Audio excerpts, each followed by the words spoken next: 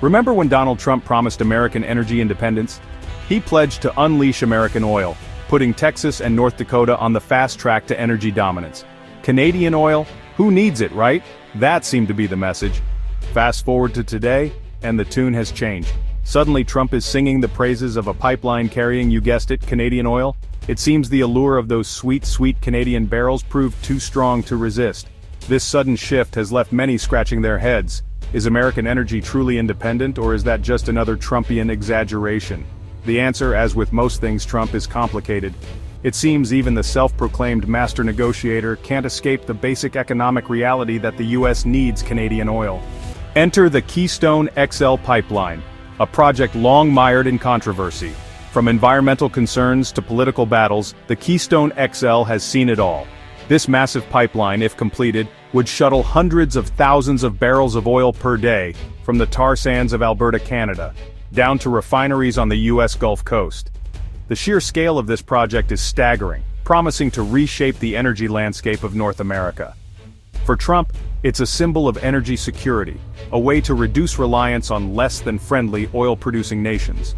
He championed the pipeline as a cornerstone of his energy policy, emphasizing its strategic importance. And let's not forget the promise of jobs, a siren song for any politician, especially one with a penchant for grand pronouncements and infrastructure projects. Thousands of jobs were touted, from construction to long-term maintenance, making it a key talking point in political rallies. But the Keystone XL is more than just a pipeline, it's a political football, a lightning rod for debate. Environmentalists argue it exacerbates climate change, while proponents see it as a path to economic growth. Supporters, primarily industry groups and Republicans, tout its economic benefits and its potential to bolster North American energy independence. They highlight the pipeline's role in securing a stable energy supply. They argue that Canadian oil, sourced from a stable, democratic ally, is preferable to relying on oil from less-than-savory regimes. This argument underscores the geopolitical dimensions of the Keystone XL debate, making it a focal point in discussions about energy policy and international relations. However, the pipeline faces fierce opposition, primarily from environmental groups and concerned citizens, and indigenous communities. They point to the environmental risks associated with transporting such vast quantities of oil, particularly through ecologically sensitive areas and pristine landscapes.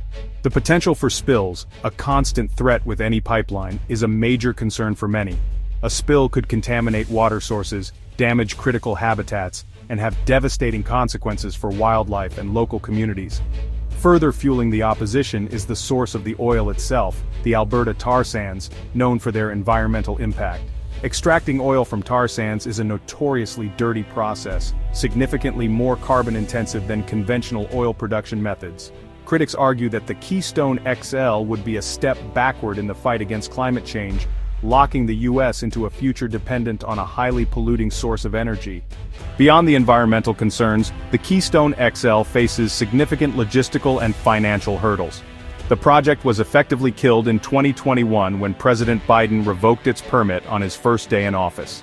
Since then, portions of the pipeline have been dismantled, and investors have shifted their focus, pouring money into renewable energy projects instead. Restarting the Keystone XL would require navigating a complex web of regulatory approvals, securing billions of dollars in new investment, and overcoming significant legal challenges. The question remains, is resurrecting the Keystone XL even feasible, or is it a pipe dream, a distraction from the need for a more sustainable energy future? Trump, never one to shy away from a challenge, seems determined to push forward, but the path ahead is fraught with obstacles. Tariff torpedoes Trump's trade war escalates. As if the Keystone XL saga wasn't dramatic enough, Trump decided to up the ante in his ongoing trade war with Canada. This move was seen as a bold and aggressive step in an already tense relationship between the two neighboring countries. In a move that shocked economists and delighted tariff enthusiasts everywhere, Trump slapped a 25% tariff on a wide range of goods imported from Canada. This sweeping measure was aimed at a variety of sectors, from agriculture to manufacturing, and was intended to send a clear message, including a 10% tariff specifically targeting energy products. This particular focus on energy was seen as a strategic maneuver, given the importance of energy trade between the two nations. This, according to the master of dealmaking, was about ensuring fairness and preventing Canada from taking advantage of the United States. Trump argued that these tariffs were necessary to level the playing field and protect American jobs. The tariffs sent shockwaves through the markets, causing immediate reactions from investors and analysts. The uncertainty surrounding the new trade policies led to a volatile trading environment, with stocks tumbling and businesses scrambling to assess the potential damage. Companies on both sides of the border were forced to reevaluate their strategies and supply chains.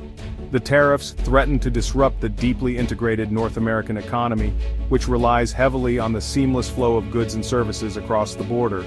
The potential for long-term economic disruption loomed large, driving up prices for consumers and businesses alike. The increased costs were expected to be passed down the supply chain, ultimately affecting everyday shoppers and small business owners. Experts warn of job losses, reduced economic growth, and a chilling effect on cross-border investment. The long-term implications of these tariffs could reshape the economic landscape of North America for years to come. Canada bites back retaliation in the Great White North. Canada, known for its politeness and love of hockey, was not about to take this lying down. The nation, often perceived as mild-mannered and reserved, showed a different side when provoked. In a swift and decisive response, the Canadian government announced retaliatory tariffs on a range of U.S. goods, sending a strong message to their southern neighbors. These tariffs targeted key American industries like agriculture, manufacturing, and consumer goods, aiming to hit the U.S. economy where it hurt the most. Canadian officials made it clear that they would not be bullied and were prepared to defend their interests. They stood united, showing a rare display of political solidarity. But Canada's retaliation went beyond tariffs. The government explored various avenues to exert pressure and protect their national interests. The government hinted at potentially restricting exports of critical minerals, which are essential components in many U.S. industries, from electronics to automotive manufacturing. These minerals are vital for the production of high-tech devices and renewable energy technologies, making the threat particularly potent. They even floated the idea of barring U.S. companies from bidding on Canadian government contracts, a move that would significantly impact American businesses. The message was clear. This trade war was not just about economics, it was about respect, sovereignty, and standing up to a bully. Canada was ready to defend its dignity and economic interests. The world watched as Canada took a stand, proving that even the politest nations have their limits when pushed too far. The future of energy, a continental conundrum. The trade war and the Keystone XL drama highlight the complex and often contradictory nature of U.S. Canada energy relations. Trump's rhetoric about American energy dominance rings hollow when juxtaposed with his administration's push for increased Canadian oil imports. The U.S., despite its vast energy resources, remains reliant on its northern neighbor for a significant portion of its energy needs. The future of U.S. Canada energy cooperation is uncertain. The tariffs, if they remain in place, will undoubtedly strain the relationship, making it more difficult to reach agreements on energy projects and trade. The Keystone XL, even if revived, faces an uphill battle against environmental opposition, regulatory hurdles, and market forces that are increasingly favoring renewable energy sources. Conclusion: a relationship strained, a future uncertain. The Trump era has been a tumultuous period for U.S.-Canada relations, marked by trade disputes, insults, and political tensions, and a fundamental disagreement about the role of allies and the importance of international cooperation in global affairs.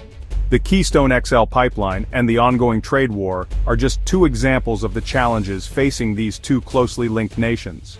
Whether the U.S. and Canada can repair the damage and forge a more cooperative path forward remains to be seen. One thing is certain: the future of North American energy and the health of the U.S.-Canada relationship are inextricably intertwined.